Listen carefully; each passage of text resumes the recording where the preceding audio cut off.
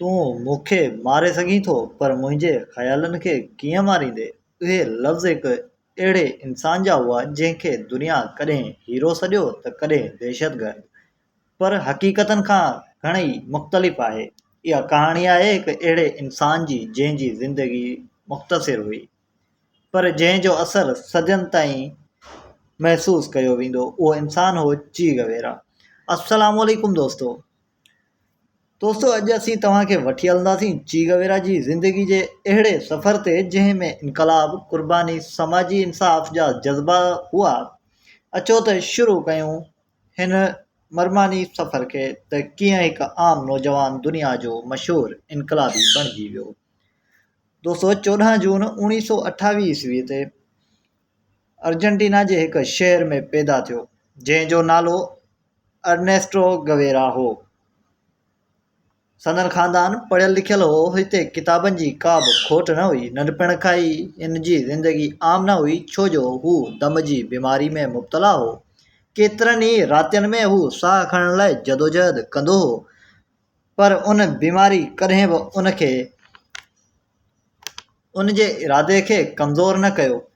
हू football, cricket खेॾंदो हो, डिघा फ़ासिला साइकिल ते तइ कंदो हो ऐं पंहिंजे जिस्म खे हर वक़्तु चैलेंज कंदो रहंदो हो, ॼण हू पंहिंजे जिस्म खे चवंदो हुजे त तोखे का बि बीमारी न आहे। वक़्त सां गॾु हिन जी दिलचस्पी किताबनि ॾांहुं वधी वई। हुन फ़लसफ़ो पढ़ियो, शाइरी पढ़ी ऐं आहिस्ते आहिस्ते सियासत में दिलचस्पी वठी। कार्ल मार्क्स ऐं ॿियनि सियासतदाननि जा ख़्याल हुनजे ज़हन में वेहण लॻा, पर अञा बि हू सिर्फ़ु हिकु शागिर्दु हो जेको पंहिंजे मुस्तक़बिल लाइ डॉक्टर थियण जा ख़्वाब ॾिसी रहियो हो। 1948 ईस्वीअ में हुन एरस यूनिवर्सिटी में दाख़िला वरिती, जिते हुन मेडिकल जी तइलीम शुरू कई। लॻी रहियो हो त हू हिकु आम डॉक्टर बणिजी वेंदो, पर क़िस्मत हुन लाइ कुझु ॿियो ई लिखी रखियो हो। उन खां पोइ हुन पंहिंजे हिकु दोस्त सां गॾु सफ़रु शुरू कयो, पर उहो सफ़र न हिकु तब्दीली हुई। हिकु पुराणी मोटरसाइकिल ते सवार थी उहे ॿई अमेरिका जे रस्ते ते निकिरी पिया। उन सफ़र दौरान हुन जेको बि ॾिठो उहो किताबनि में मौजूदु न हो। उन ग़ुर्बत खे वेझे खां ॾिठो, माण्हुनि खे बुख सां ॻड़ंदे ॾिठो, मज़दूरनि खे ताक़त हेठि ॾिठो, बीमारनि खे बिना इलाज जे मरंदे ॾिठो। हिकु लम्हो अहिड़ो बि आयो जॾहिं हू कोच जे मरीज़नि सां मिलियो, बिना कंहिं डप जे उन्हनि सां हथ मिलायो। उन राति उन जे अंदरि कुझु उथल पुथल थी, जंहिं मां हिकु नए इंसान जनम वरितो। उहो ई सफ़र बाद में संदसि मशहूरु किताब मोटरसाइकिल डायरीज़ बणियो, पर हक़ीक़त में उहो हिकु डॉक्टर जे मरण ऐं हिकु इनक़लाबी जे जनम जी कहाणी हुई। पढ़ण खां पोइ हुन आम ज़िंदगी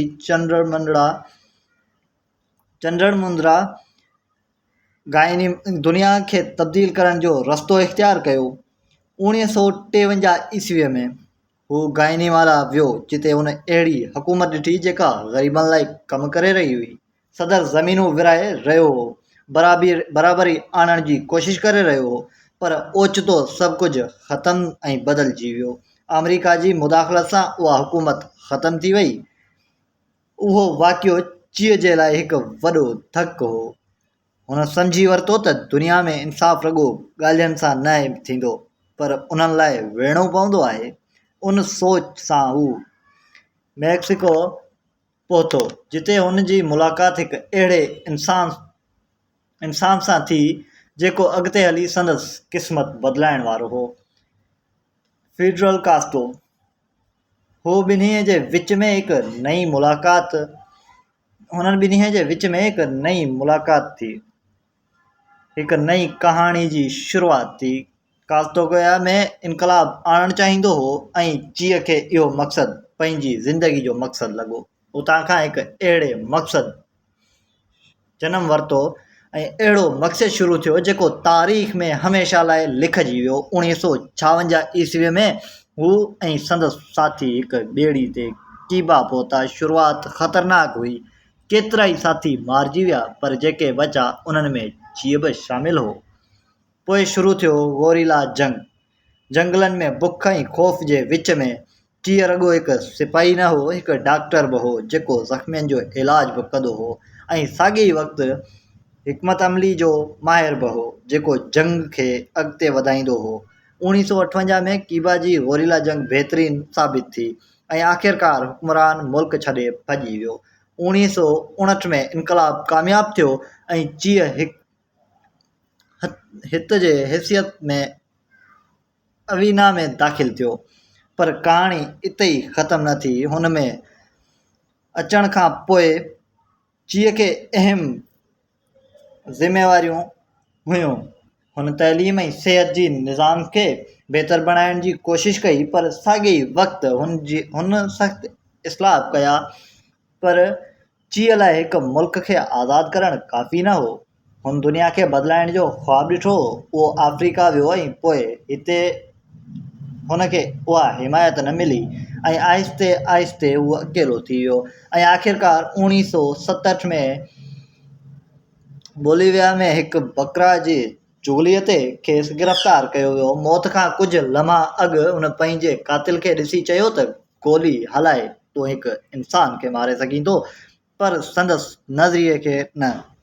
पोइ गोलियूं हलियूं ऐं इंसानु ख़तमु थी वियो।